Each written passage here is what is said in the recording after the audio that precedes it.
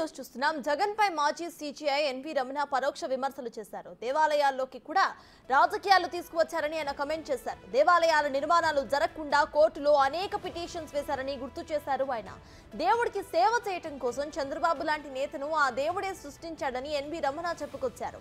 బాబు నాయకత్వంలో దేవాలయాలకు వెళ్లి మళ్లీ పునర్జీవం వస్తుందని ఆయన ధీమా వ్యక్తం చేశారు.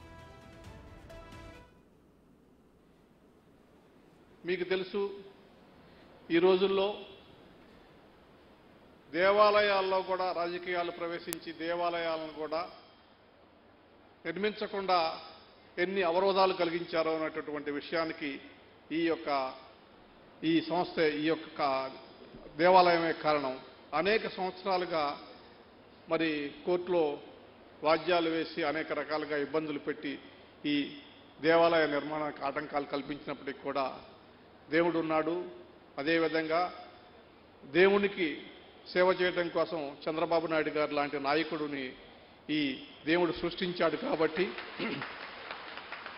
ఆయన నాయకత్వంలో మళ్ళా ఇవన్నీ పునరుజ్జీవింపబడుతున్నాయి. ఒక శక్తిని ప్రసాదించేటటువంటి పరిస్థితి ఉంది.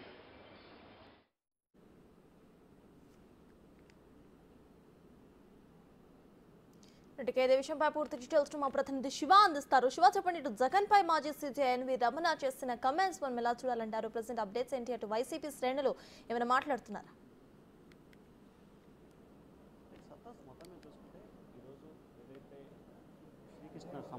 హరే కృష్ణ సంస్థ నుంచి కూడా వెంకటేశ్వర స్వామికి సంబంధించిన ఆలయ శేషవాహనానికి ప్రారంభోత్సవ కార్యక్రమం జరిగింది. ఈ కార్యక్రమానికి ముఖ్యమంత్రి చంద్రబాబుతో పాటు సుప్రీంకోర్టు మాజీ ప్రధాన న్యాయమూర్తి ఎన్వి రమణ ముఖ్య అతిథులుగా రావడం జరిగింది. ఈ కార్యక్రమానికి సంబంధించి కూడా మాజీ ప్రధాన న్యాయమూర్తి ఎన్వి రమణ గత ప్రభుత్వ తీరుపై అలాగే మాజీ ముఖ్యమంత్రి జగన్మోహన్ రెడ్డి తీరుపై పరోక్ష విమర్శలు చేశారు. ఏదైతే ప్రస్తుతం మనం ఈ దేవాలయాన్ని నిర్మించుకొని ప్రారంభించుకున్నామో ఈ దేవాలయ విషయంలోనే గత ప్రభుత్వం పూర్తి స్థాయిలో కేసులు వేసి పిటిషన్లు వేసి కోర్టులో వాద్యాలు వేసి అనేక రకాలుగా ఇబ్బందులు పాల్చేసింది. దేవాలయాల నిర్మాణం చేపట్టకుండా చాలా దేవాలయాలపై పిటిషన్లు దాఖలు చేసింది. అనేక చోట్ల దేవాలయాలను ఇబ్బందులు పాల్చేసే కుట్ర జరిగింది. ఇటువంటి వాటన్నిటిని కూడా తిరిగి నిర్మించేందుకు అలాగే దేవుడికి కావలసిన ప్రాతినిధ్యం దేవుడికి తిరిగి పునర్నిర్మించుకునే బాధ్యతను ఆ దేవుడు చంద్రబాబుపై బాధ్యత పెట్టాడు. అందుకే చంద్రబాబు లాంటి నేతను దేవుడు పుట్టించాడని చెప్పి కూడా సుప్రీంకోర్టు మాజీ ప్రధాన న్యాయమూర్తి ఎన్వి రమణ కీలకమైన వ్యాఖ్యలు చేశారు. అంటే ఈ వ్యాఖ్యల్ని మనం 2-3 రకాలుగా తీసుకోవాలి. మొదటి దాన్ని చూసుకుంటే గత ప్రభుత్వ హయాంలో ముఖ్యంగా హిందూ దేవాలయ సాంప్రదాయాలకు సంబంధించి కూడా ఇబ్బందులు పాల్చేయటం, దేవాలయ నిర్మాణాలు చేపట్టడంలో ఇబ్బందులు చేయటం, అలాగే ఎవరైనా గ్రామం నుంచి రాష్ట్ర స్థాయి నిర్మాణాలు చేపడుతుంటే దాన్ని గత ప్రభుత్వంలో కొంతమంది పాలకులు అడ్డుకునే ప్రయత్నాలు చేయటం, ఇంకా అక్కడి కూడా అడ్డుకట్టవేయకపోతే కనుక కోర్టులో వాద్యాలు వేసి వాటిని బ్రేక్ చేసే ప్రయత్నాలు చేశారు. ఇటువంటి అంశాల నేపథ్యంలో కూడా ఎన్వి రమణ చాలా కీలకమైన వ్యాఖ్యలు చేశారని చెప్పి కూడా మనం భావించాలి.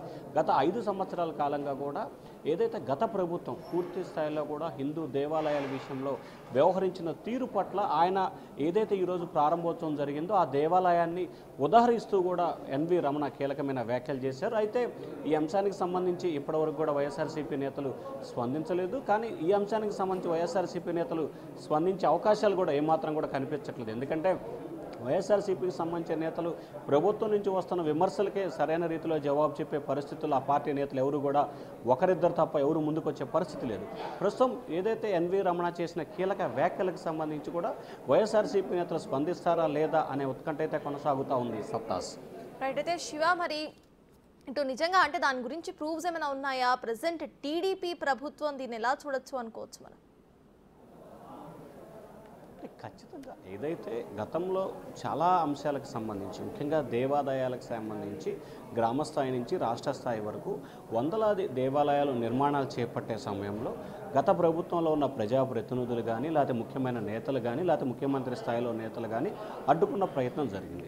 ఏదైతే ఈరోజు కొలనకొండ మంగళగిరి నియోజకవర్గంలో కొలనకొండలో హరే కృష్ణ ఆధ్వర్యంలో నిర్మిస్తున్న దేవాలయానికి సంబంధించి చంద్రబాబు సమయంలోనే వీరికి భూ కేటాయింపు జరిగింది. కానీ చంద్రబాబు ప్రభుత్వం 2019లో దిగి మళ్ళీ 2024 వరకు తిరిగి చంద్రబాబు ప్రభుత్వ హయాంలోనే ఆ గుడి నిర్మాణం చేపట్టింది. సో గత ప్రభుత్వం కొన్ని ఇబ్బందులు పాలు చేసింది. ఏదైతే ఈరోజు మనం ప్రారంభోత్సవం చేసుకున్నామో ఈ దేవాలయాన్ని అడ్డుకునేందుకు గత ప్రభుత్వం కోర్టులో పిటిషన్లు వేసి అడ్డుకునే ప్రయత్నం చేసింది.